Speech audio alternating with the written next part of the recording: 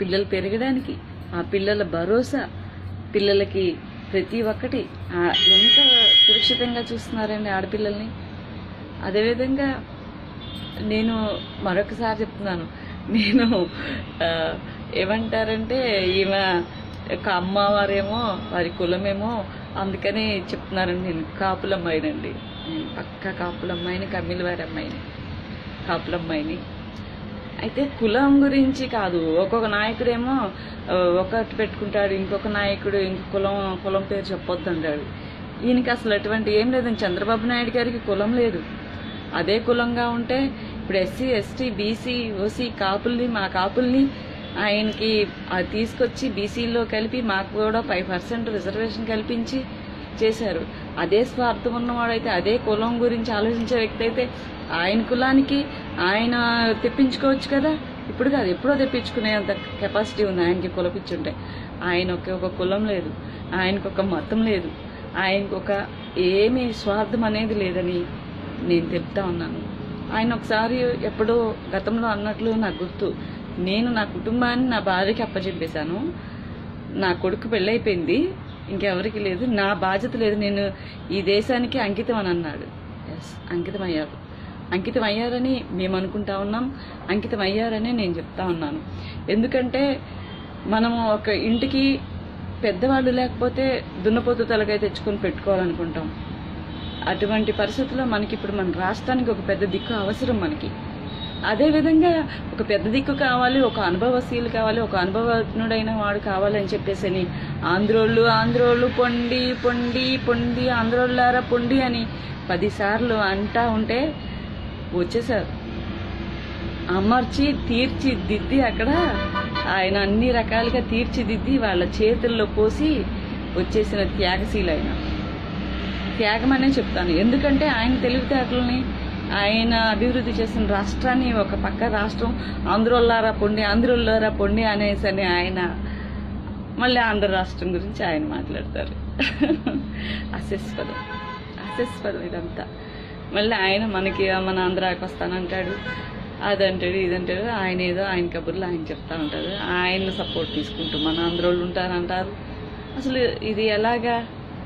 ఆయన ఆంధ్రోళ్ళారా పొండి అంటే ఆయన సపోర్ట్ మనకు అవసరమా? ఇప్పుడు మన ఆంధ్రాలమైనా మనకి పౌరుషాలు లేవా? మనకి రోషాలు లేవా?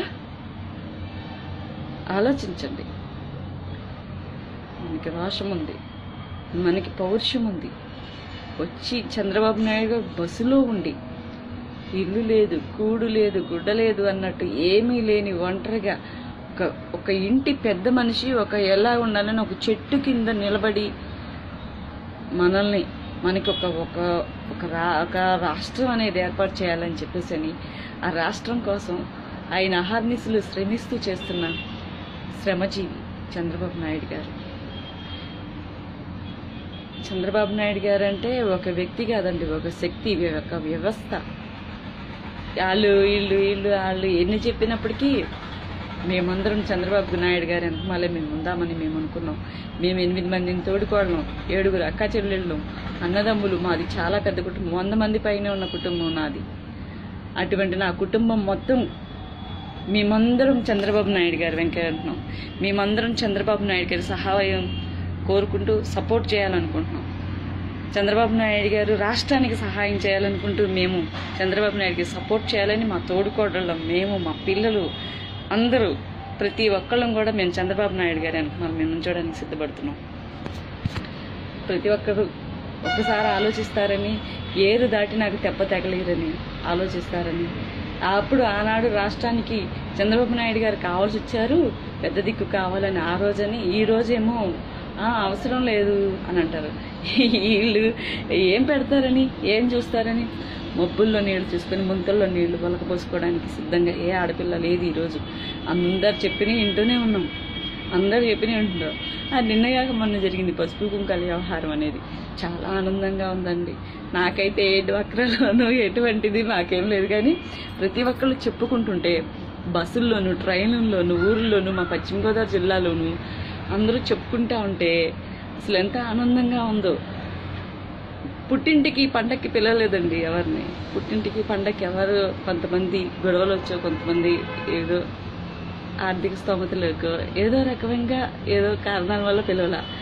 కానీ పండుగ వెళ్ళిన తెల్లారు ఆడపిల్లని ఇంటికి పంపిస్తే పసుపు కుంకుమ పెట్టి పంపిస్తామని ఒక సాంప్రదాయం లాగా ఆయన డబ్బులు 10,000 రూపాయలు వేయడం చూశారు. ఎంత ఆనందంగా ఉన్నారు, ఎంత సంతోషంగా ఉన్నారు. అవి వేసేసుకోవచ్చు, ఆయన ఖాతాలో ఆయన పక్కన పెట్టేసుకోవచ్చు, ఇవ్వాల్సిన అవసరం లేదు. ఆయన నీతిపరుడు. ఆయనని ఏం చేయాలనుకున్నారో అవి చేస్తున్నారు, ఆయన ఇస్తానని అనుకున్నా ఇస్తున్నారు. అదేవిధంగా పిల్లలకి పెళ్ళిళ్ళకి, ఎస్సీ ఎస్టీ బీసీ వర్గాలకి అందరికీ కూడా పెళ్ళిళ్ళకి సహాయం. మైనార్టీ వర్గాలకి నేను చాలామందిని చూశాను, వాళ్ళకి పెళ్లి సహాయం చేశారు. అదే కాపు కార్పొరేషన్ నుంచి వచ్చి మా చెల్లెలు, మాకు తెలిసి మా తోడుగోళ్ళ అక్క స్వయంగా 2 లక్షల లోన్ తీసుకొని కాపు కార్పొరేషన్ నుంచి ఏ దిక్కు లేక ఇబ్బంది పడుతున్న సమయంలో చంద్రబాబు నాయుడు గారి ద్వారా వచ్చిన ఒక కాపు కార్పొరేషన్ ఉన్నాయండి. సహాయం చేసేవాళ్ళన్నా కులం అంటారు. నేను ఇంకొకరికి పెట్టేది లేదు, ఇంకొకరు నాకు పెట్టేది లేదు, పైకి వెళ్తుంటే లాకేసే కులం.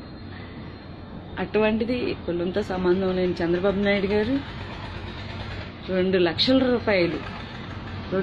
రూపాయలు కులం అనే వాళ్ళకి సహాయం చేస్తే ఆ 2 లక్షల రూపాయలతో 1,00,000 రూపాయలు కట్నము, పెళ్లి ఖర్చులు అన్నీ చూసుకుని పెళ్లి చేసింది మా స్వయాన మా చుట్టాలమ్మాయి. ఒక ఆడపిల్లకి పెళ్లి చేయడానికి ఆయన భరోసా అయ్యారు ఆ కార్పొరేషన్స్ ద్వారా. అలాగే చాలామందికి చాలా రకాల చాలా హెల్ప్ అయిపోయింది ఆయన ఇచ్చిన భరోసా. హెడ్స్ అప్ చంద్రబాబు గారు, మీ వెనకే మేము. ప్రతి ఒక్క మహిళ ఆలోచించాల్సిందిగా కోరుకుంటున్నాను. మన రాష్ట్రాన్ని ఇంకో 10 ఏళ్ళు వెనక్కి పోనీయకుండా, మన రాష్ట్రానికి పెద్ద దిక్కు అన్నయ్య, తాత, నాన్న, పెద్దనాన్న, పెద్ద ఆయన, మన వాళ్ళకి అండ మన చంద్రన్న వెనక మళ్ళీ మీ అందరూ అడుగులు వేస్తారని కోరుకుంటూ ఒక్కసారి ఆలోచించాలని, ఇట్లాంటివన్నీ నిందలు, అర్థం లేని నిందలు ఏయో అని అంటే అవన్నీ మనం తుడిచిపెట్టేయాలని చెప్పి కోరుకుంటూ సెలవు తీసుకుంటున్నాను. జై చంద్రబాబు.